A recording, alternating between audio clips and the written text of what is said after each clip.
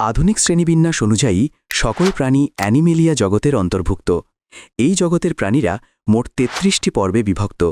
প্রজাতির সংখ্যাধিক্যের ভিত্তিতে ৯টি পর্বকে মেজর পর্ব ও বাকিগুলো নন মেজর পর্ব ধরা হয়। ৯টি মেজর পর্বের ৮টি পর্বের প্রাণীরা অমেরুদণ্ডী এবং ১টি পর্বের প্রাণীরা মেরুদণ্ডী। পোরাস শব্দের অর্থ ছিদ্র এবং ফেরা শব্দের অর্থ বহন করা। এই শব্দ দুটি থেকেই পরিফেরা শব্দটি এসেছে। স্বভাব ও বাসস্থান। এরা সাধারণভাবে স্পঞ্জ নামে পরিচিত। পৃথিবীর সর্বত্রই এদের পাওয়া যায়। এদের অধিকাংশ প্রজাতি সামুদ্রিক, তবে কিছু কিছু প্রজাতি স্বাদু পানিতে বসবাস করে। এরা সাধারণত দলবদ্ধভাবে বসবাস করে। সাধারণ বৈশিষ্ট্য। এরা সরলতম বহুকোষী প্রাণী, তবে বহুকোষী হলেও কোনো টিস্যু গঠন করে না। দেহে কোনো পৃথক সুগঠিত কলা, অঙ্গ বা তন্ত্র থাকে না। দেহপ্রাচীর অসংখ্য ছিদ্রযুক্ত।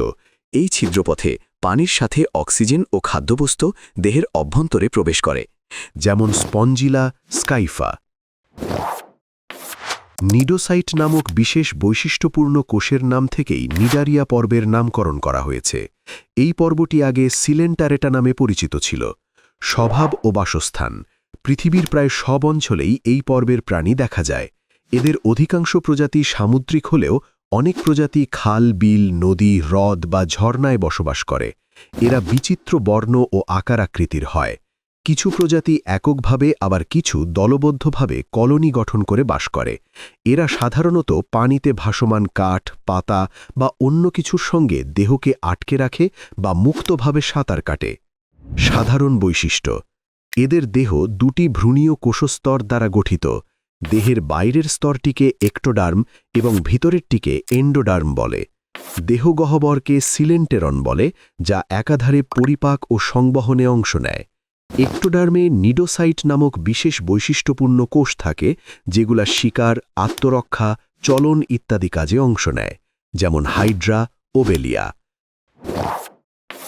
প্ল্যাটি শব্দের অর্থ চ্যাপ্টা এবং হেলমিনথেস শব্দের অর্থ কৃমি। এই শব্দ দুটি থেকেই প্ল্যাটি হেলমিনথেস শব্দটি এসেছে। স্বভাব ও বাসস্থান। এই পর্বের অনেক প্রাণী বহিপরজীবী বা অন্তঃপরজীবী হিসেবে অন্য জীবদেহের বাইরে বা ভেতরে বসবাস করে। তবে কিছু প্রজাতি মুক্তজীবী হিসেবে স্বাদু পানিতে এবং কিছু প্রজাতি লবণাক্ত পানিতে বাস করে। আবার কোনো কোনো প্রাণী ভেজা ও স্যাঁতসেঁতে মাটিতেও বাস করে। সাধারণ বৈশিষ্ট্য। এদের দেহ চ্যাপ্টা। এরা সাধারণত উভলিঙ্গ। এরা বহিপরজীবী বা অন্তঃপরজীবী। এদের দেহ পুরু কিউটিকল বা ত্বকীয় আবরণ দ্বারা আবৃত। দেহে চোষক ও আংটা থাকে, যা দিয়ে অন্য প্রাণীকে আঁকড়ে ধরে রাখে। দেহে শিখা অঙ্গ নামে বিশেষ অঙ্গ থাকে, যা রেচন অঙ্গ হিসেবে কাজ করে।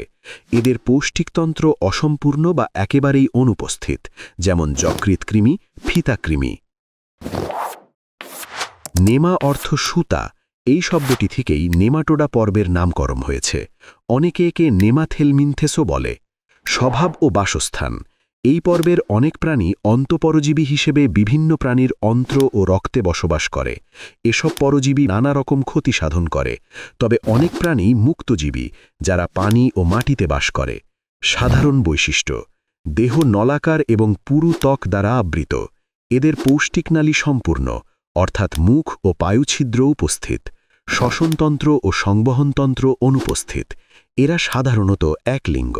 দেহগহ্বর অনাবৃত এবং কোনো প্রকৃত সিলোম বা দেহগহ্বর নাই, যেমন গোলকৃমি, ফাইলেরিয়া কৃমি, চোখের কৃমি।